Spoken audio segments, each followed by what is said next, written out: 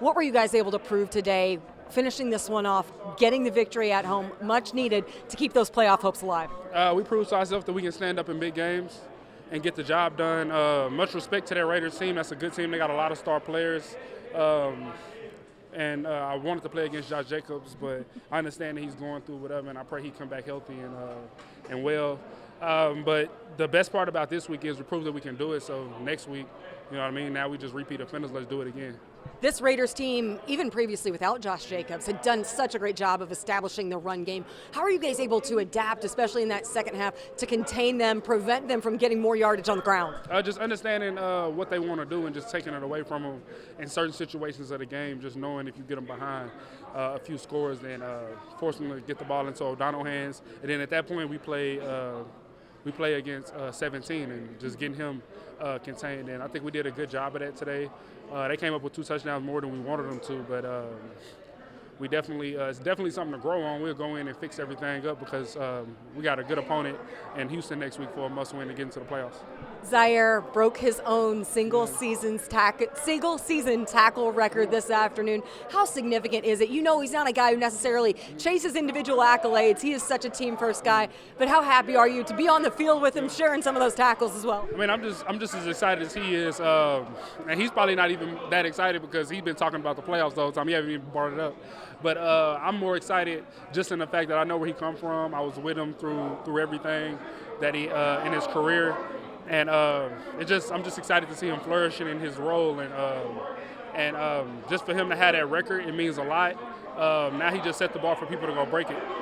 EJ, we've seen this team respond from tough losses. You bounce back from Cincinnati with the incredible win over Pittsburgh, bounce back from last week with this effort. What does it take, though, to continue what you know you're going to have to do next week against Houston with so much on the line? It could be winning in. Just being us. Just putting everything behind us that happened this season and going into this next week knowing that this is a must-win to get in. If I can recall, I think that everybody won in our division, did they? I mean, but 2 teams played each other, so somebody had to lose. But just knowing the magnitude and stepping up to the plate. And we get to do it here at home in front of our fans, and that's the best part about it. I know a lot of times we have successful opening drives and, kind of slows down a bit, and then we try to get going again. But I think really the crowd was a huge factor too, just being at home, but also everybody knew what was at stake.